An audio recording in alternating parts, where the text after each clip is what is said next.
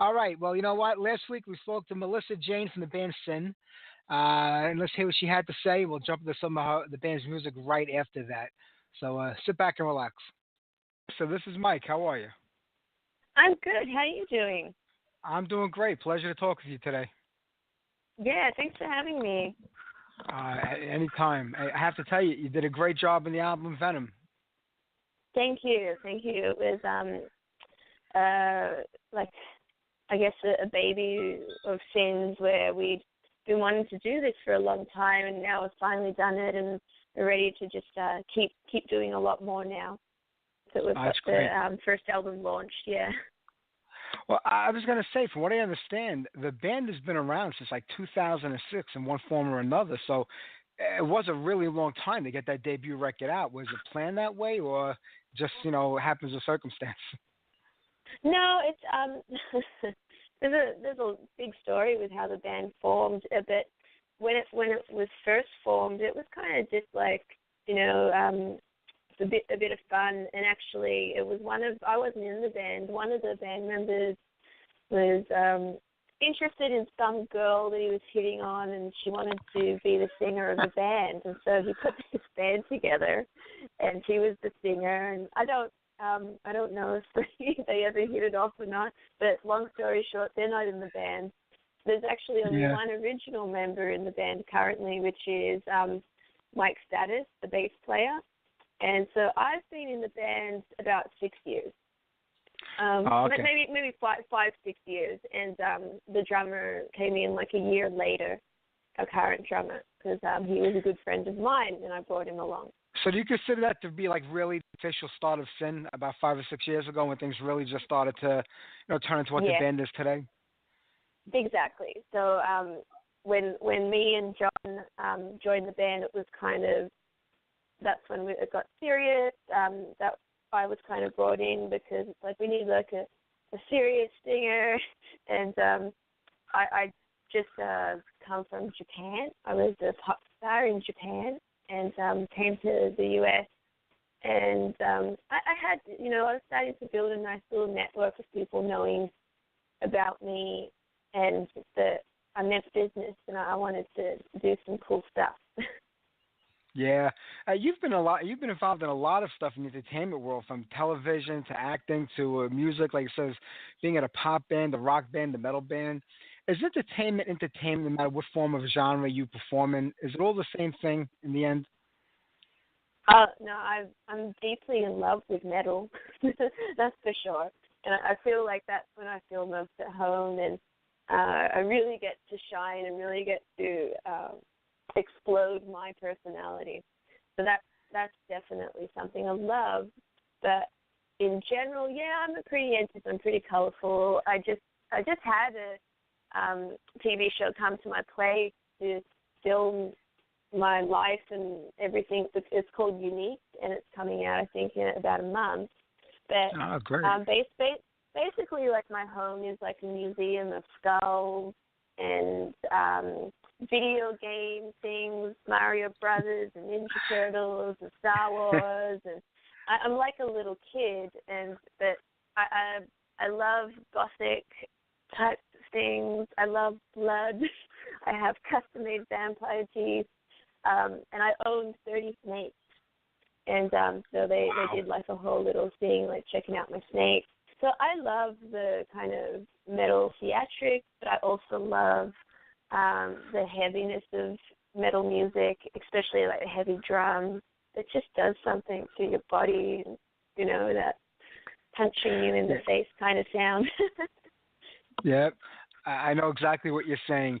I mean, but with the album Venom, I mean, you kind of mixed a lot together. I mean, it's a different album. It's a unique album. It's got a lot of hard rock, a lot of metal, a lot of melody, a lot of real toughness. I mean, you really threw a whole bunch of stuff into each of these songs.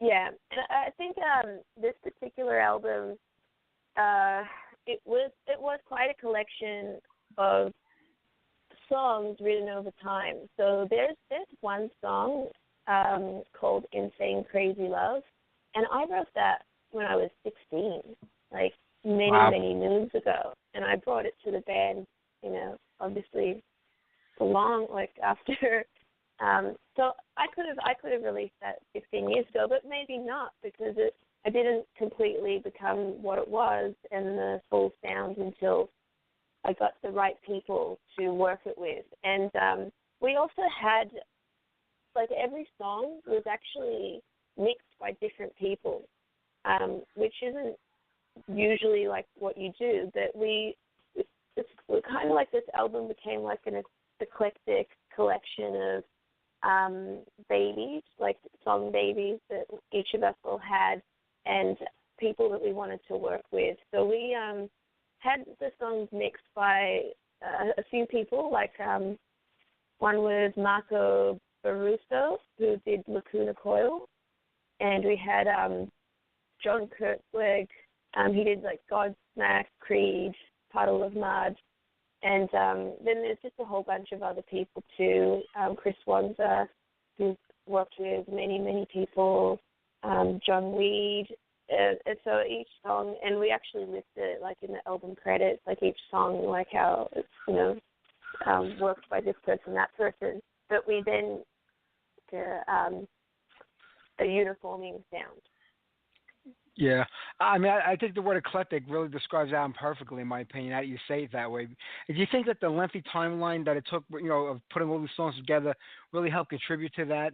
Because you don't get locked into any specific genre, which 2 years from now, when you're writing new music, you might not feel the same way as you did when you were writing, the album before that. And being that, like you said, so many different experiences and styles came into play during those years, it lends to that eclectic feel. And is that a good thing, you think, for the band, where they won't be locked into a certain defined style?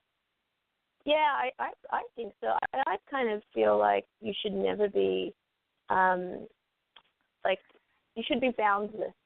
There's always possibilities. Like, always leave yourself open to possibility. Yes, you have to find your niche and hone in, but being creative and looking beyond the boundaries, it can take you to places that maybe you wouldn't have gone to. And I think that's another thing too, is all the band members currently, we all have these different personalities, and so it's a meshing of different people too. And so that's also shining through. But we have it in a way where we all respect each other's quirks and different things that they bring. Yeah, as a musician, that's important. But do you worry about the other side of the fan side, where they kind of get used to the band sounding a certain way and not wanting to alienate them, but yet not wanting to displease yourself, because as an artist, you're always growing mature? Or do you think the fans should just go along for the ride? I think that there is definitely elements that that's a thin type sound, whether we're taking it in a if we're trying to explore something tribally, we still add something that creates that thin, unique sound. So kind of like we always have this recurring tinified thing that we add to the song. So I think that, like, so far, it seems that the fans loved all the explorations that we've done. And when we're exploring, it's still in the vein of the cinified way. Yeah. If that makes sense. Absolutely. I can't say that Sin's a new band, because you have been around in this form for at least 6 years already. But with this debut record coming out now, I mean, fans that weren't local or could see the band play live or maybe hear you on the internet are going to hear about the band for the first time. I mean, what do you think are the biggest challenges of getting the name of the band out there now, getting the name of the band heard by people that, outside of California?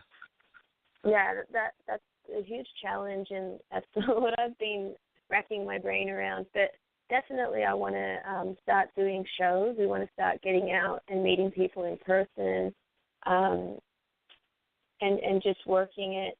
I'm working actually on a new video, Guardian, that's coming out and will be on our YouTube page. And people like you liking us and supporting us, that's huge and amazing. And word of mouth, and hopefully when people watch like the episode TV show that I did and get to see how wacky and crazy I am, they'll get to like me and want to follow follow me a little more. And I certainly love being on the road. So any opportunity that I get to start traveling and performing live for people, I am going to be on top of it. Yeah. Is social media still big for bands promoting themselves? Is it still a helping hand? Because there's so much going on right now with all the different social media outlets and so many bands out there. I mean, is it still the easiest form of promotion for a band? It's definitely, I mean, it's the simplest, but is it the most effective, I should say? Well, I think it has its role, and it is most effective, but only when you have people supporting it. So, like, social media without followers doesn't do anything, right? So the more people are sharing, the more people are, the more that your followers and fans are being proactive on top of your proactiveness, that's when you're going to get results. Just on your own, it's pretty tough. Yeah, I know. Is playing live a good way of doing it too, especially if you're hooked up on a bill with other bands where you have to go out there and kind of win that crowd over? And even if you walk away with one or two new fans with each show, that's an accomplishment, especially today. Oh, absolutely. Yeah, absolutely. And I think that's a great way to get new people is when you're joining forces with other bands. So we always love to do that as much as possible. It's just difficult because the one thing about the band scene which I would love to change is that these people booking shows are always trying to drain the bands for money when all they're trying to do is actually get themselves out there and, start getting a foot up. So I think if some of these bookings promotional places were a bit more supportive of actual talent versus using a band for some quick bucks, then you could get, some really talented bands getting better promotion with shows. We've done some things like where what do we do? We played at like a festival where we were one of the opening bands in This Moment, and did another one where we were an opening band for Korn. And they were really good, and there needs to be more of those sorts of things where they have the up-and-coming bands. And obviously you want to be talented, but sometimes it seems like they pick the quick money fix over talent, and that's a little bit of a dilemma. Yeah, that's definitely a hard thing to do. I mean, do you still find that it's pretty much a do-it-yourself operation? I mean, you have to be involved daily with, the business part of it as well as the music to kind of move the band to where you want. You kind of can't count on other people, I guess. Yeah, pretty much. And I think that is what sets, bands apart. That's what sets successfulness from non-successfulness. And I'm lucky that I have a background in marketing, and that I am somewhat of an intelligent person, and I'm basically the PR marketing person for this band, and I read every message that everyone sends, and I appreciate everything that I read, and I respond to everyone, and that's all me. So if anyone ever contacts the band, they're actually contacting me directly, and it's a lot of work that you do it because you love what you do, and the appreciation too that when you do have something to respond to it's actually fantastic. Yeah. How's Los Angeles today for bands? I mean, is there enough of a scene out there to sustain a band getting started or trying to build up a following? I think that we're lucky we started 5 years ago working on this because it hasn't been so good the last year. It's almost going on 2 years where they're closing down a lot of the key venues that used to be big spots. They closed down the Key Club where we used to play there a lot. The Whiskey, we played the Whiskey and the Viper, but they don't seem to do so much. The House of Blues just got taken down. Yeah, it's a little bit sad. It's becoming a little bit of a grave, the whole strip scene. But I Yeah. think what is starting to happen is we're getting extended. So the people are moving out of Hollywood a bit and going to other places. Like we actually did our record release party at a private studio called Unfriendly Studios, and that's run by this really wonderful lady called Metal Sarnez, who's been an advocate for metal for a long time. And so she's like spearheading a lot of things, and she's a really big supporter. And people like her, I find, are amazing, and we need more people like her that are just really passionate about the music industry and wanting to change it and actually taking steps to make changes. That's the important thing. Like I said, is taking the steps to make the change. We've seen what it's become and what it could become, and we kind of have to get it back to the old ways. But the year is young. The album is out. What do you have planned for the rest of 2017? Anything on the books already, or you're working on putting things together? I'm working on it, and basically, I've made a sweeping declaration that any city that we sell, any city within the U.S. that we sell a minimum of 50 CDs, I will make us do a show there. Like, I will set up a show and we'll do a live performance. And I'm ready. Just got to see which cities want us, and we're going to come out and do that. So I'm hoping to come see some of you guys in person real soon. That's a great hey, you are a marketer. That's a great marketing tool. Buy 50 and we're there to play. That's a great thing. Well, listen, it was great talking to you today. Where's the best place for people to keep up with the band, but more importantly, to buy this phenomenal record that you guys just put out? Yeah, well, you can, basically everything you need is at the band website, which is synnband.com, and it's just synnband.com. And you can purchase the album, you can get all the latest news, and just anything you need will be there. And you can actually get to see all the individual band information too. There's links for all the different band members if you want to get to know them more. The band is just the band that now that we have, just awesome. We are a family, and everyone in that band is super, super amazing. So that would be cool too if people check out the backstories of everyone. That's fantastic, man. Well, I know there's one CD sold right here in New York on my end, so 49 more to go, and we'll get you here. Yeah, cool. All right. Let's do it. Take care, Melissa. Have a great day. All right. Thanks so much. Thank you. Bye. Bye-bye.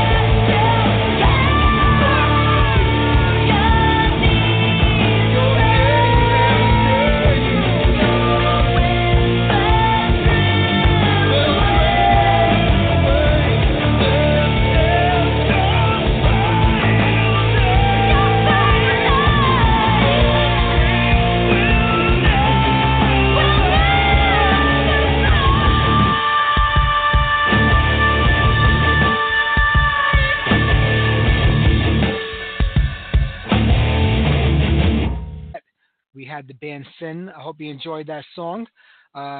Day of Wrath. Enjoy.